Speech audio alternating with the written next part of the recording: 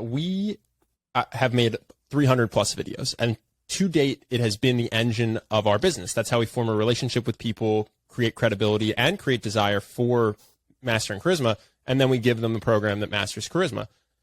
I am curious because we have tried to hire for a number of roles. We thought, well, maybe the YouTube channel doesn't have to be the backbone of the company. Maybe we can just get a really good marketer. And so we did a multi-month search, pretty much got my ideal person if I could have before the search. Like I was like, oh, I would love to poach this person. We got that person, but it didn't end up working out. And then I've secondly it's been hard to find someone who can write content at the level that we would be proud to publish it.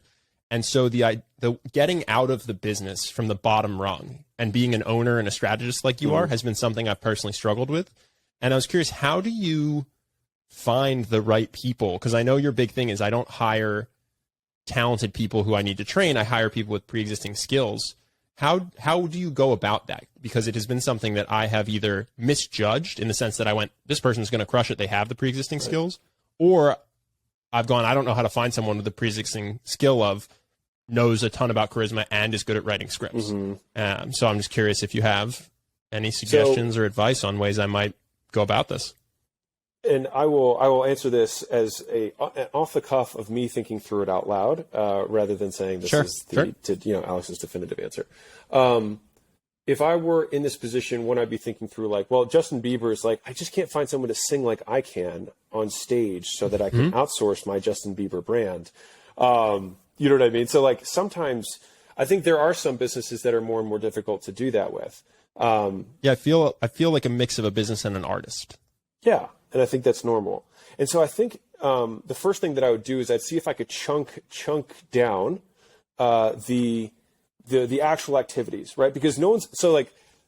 Are you familiar with Naval Ravikant? I talk about some of his stuff because I like his stuff a lot. But he talks about specific knowledge being not that you're going to be the best in the world at this one thing. It's that if you can be decent at 7 things, when you combine those 7 things, that's what creates, you'll be number one at those 7 things when combined, right? And so I think a lot of entrepreneurship and why you guys have been exceptional at your thing is that you were good on camera, you understand script writing, you also understand YouTube, you're also like good looking young guy, like, you know what I mean? There's and then when you combine all those things, then you become, boom, number one at this type of thing. And so if I could chunk down, because you're not going to be able to find a you because there's only one of you, right?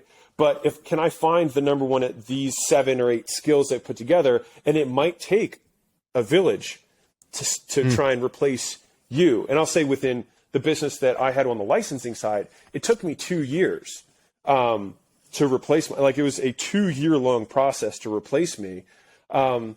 And I speak candidly about the fact that now part of this might have been because there was this pandemic that went around at the same time as I stepped down, so that might have influenced the income numbers. So that's not a slight at the team. I'm saying this because my team might also listen to this.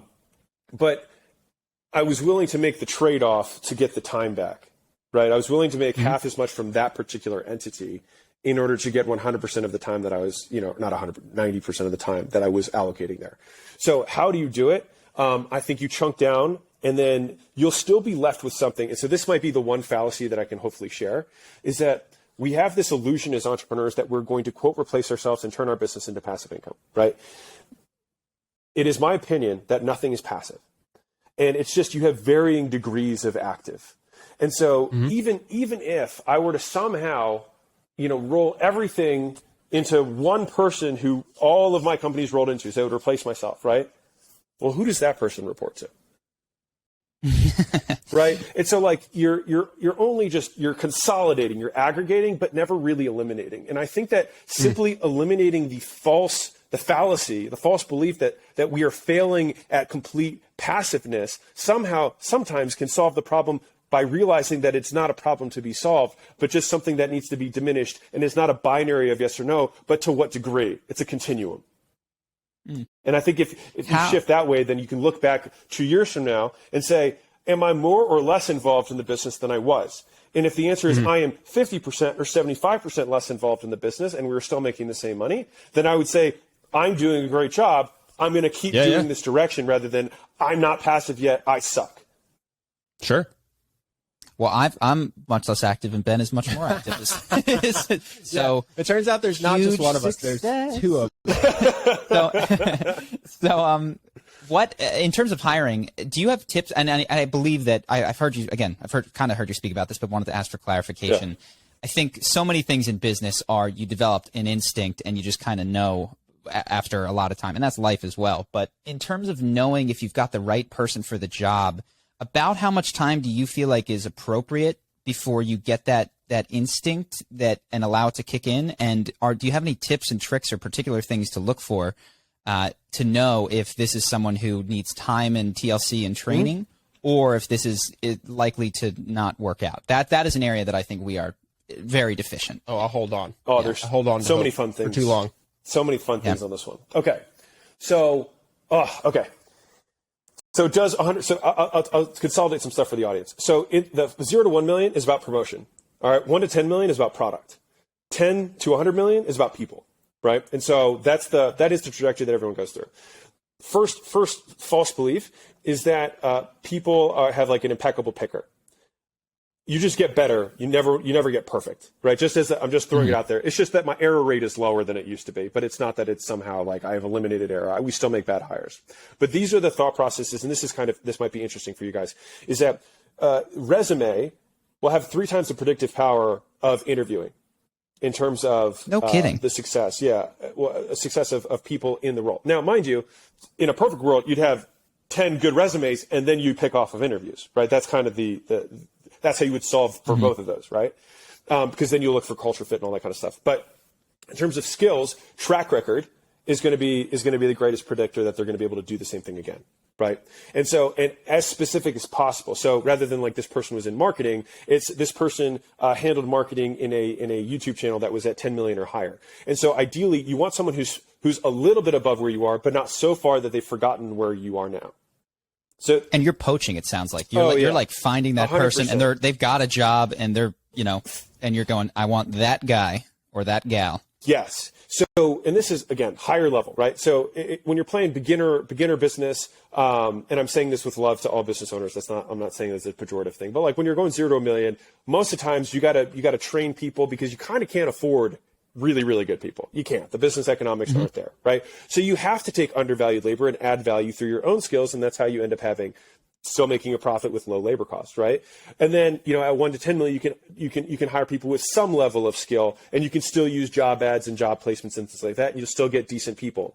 Once you start crossing in the $200,000, $500,000 a year threshold, those people are always employed. They're never not employed. Yeah. They're never not employed. So, and every company that they've ever been employed will work really hard to keep them. So those are people that you've got to trade them out of the position they're in to come to work for you. Now, in terms of the characteristics, I'm going to be borrowing this from Warren Buffett, but I think he's a pretty good source. And so I will share with you what he has shared with me personally in our many talks together, right? Is that he looks for intelligence, which I define as, I just niche that down to super relevant experience and having solved the problem that I'm looking to solve, right? I'm hiring for solutions. I'm not hiring for positions. And I think if we can be very clear about what problem we are trying to solve, we'll be much better at defining the problem so we get much more clear about the solution. So number one is he says intelligence. I just define that a little bit more nuanced to have this person solve the problem in a business just like mine. The second is he calls it energy. I call it work ethic. Right. And the way that you would judge that for me is what's the speed of response when we're interacting with this person? If I ask them for something, how quickly do they get it to me? Just general communication style, because we like to move quickly. And I know that if they're not moving quickly during the interview process, I'm not going to expect it to move faster afterwards. That is how I measure that.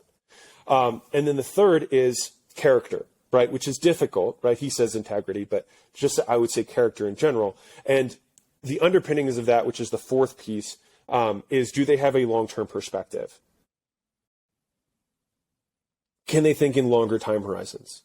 And that's so important, especially as you get leadership positions in, because at each level of the business, you're in the beginning, you're replacing tasks, you're replacing doing, right? And then you're replacing managing, and then you're replacing leadership, and then you're replacing vision, innovation, and decision making. So each of these levels, right, the things that we're replacing become more intangible and harder to find, which is why most people don't succeed and don't scale their businesses, because it's harder to look for leadership, right? But that's like when we're approaching these interviews, we keep it front of mind, which is like, what am I looking for right now? They got on the interview because they have the track record. Okay. The correspondence has been speedy-ish. What I'm really looking for is the character that I think can lead this component in the company, and do they have the teeth to really want to drive, which a lot of people don't. Got it. Right, and you still get it wrong. You just have fewer mistakes. Yeah, the big thing that if we shifted would be to target our outreach much more, instead of like posting a job post or like even a paid job post on LinkedIn, which did net good applicants, is to go know the industries that we're looking for a bit better and go like, that's the person that I want to come write my videos or do my thing, and go track them down and be like, you're the person, we want you. What do we got to do to make this happen? I would say for our marketing position, we did offer several $100,000, and we actually did poach. Yeah. Both of our top two candidates were currently employed. But this is going way off. I don't know if we'll just cut this for the podcast, but we're not willing to do some of the marketing strategies that have been successful at other places. And so someone might come in and say, hey, we want to run discounts that only certain people will know about. And so it's not unfair because the other people won't know about it. And we go, well, pretend everyone knew about it. Would people be upset that this had happened? He goes, yeah, but they're not going to know. And we just don't feel comfortable doing it. Yeah. And that was not something I had a good grasp on. It was like how exactly this person. So, okay, you took, I'm going to make this up, 2 million to 10 million. What were the exact strategies that you did? I just saw, you took 2 million to 10 million in a video that sells self-improvement courses just like us. You're perfect, Yeah. And so I think where we are particularly a pain in the butt for marketing people is our definition of honesty or doing right by clients is annoying to most marketing people that we hire. They find it inconvenient and too strict. Yeah. Well, it's short-term, long-term, right? Long-term, if you thought that long-term, that discount approach would actually net you more money forever, maybe you'd be more inclined to do it. But I don't think you think that. I think that you think that would be a short-term strategy, and long-term you'd lose brand equity. For both reasons. Even if it would long-term, I don't know. Like I said, I've solved my money problems. Right. So if I'm trading a tiny bit of my own personal morality or integrity for more, it's just like, I really don't need that. Right. Things are too good for me to give a damn. So that's kind of the other thing. And to the credit of all the people that have come for us, I've watched a lot of your videos, and I go, Alex could help guys with our business, but not with our not with our drive.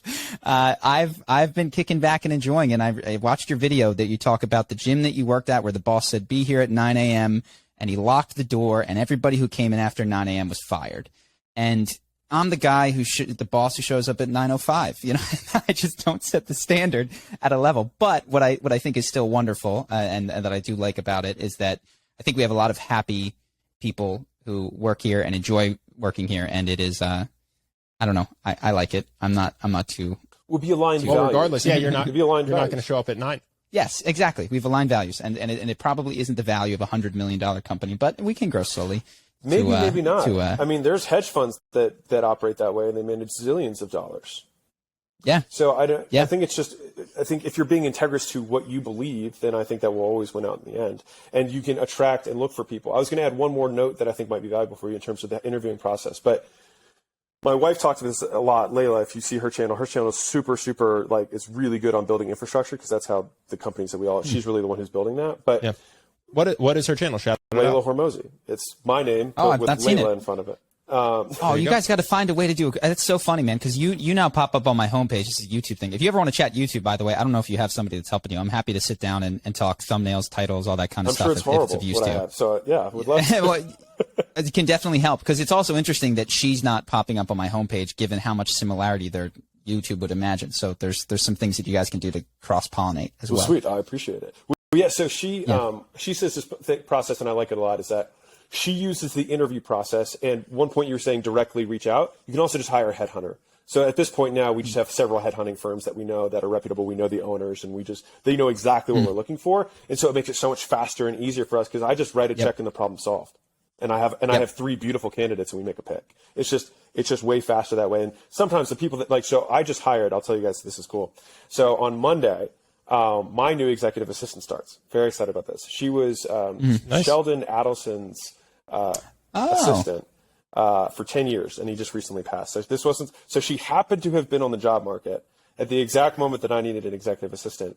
And for those who don't know, he's worth $33 billion, so I'm not quite there. But hopefully I'll learn from some stuff from her. But yeah, like those people exist. It's crazy. And using the interview process itself as a learning process for you. So when you talk to, let's say, 10 of these high-level marketing people, and you ask, no, specifically, what would you do? Because that is part of our interview process. I want to know specifically what you would do.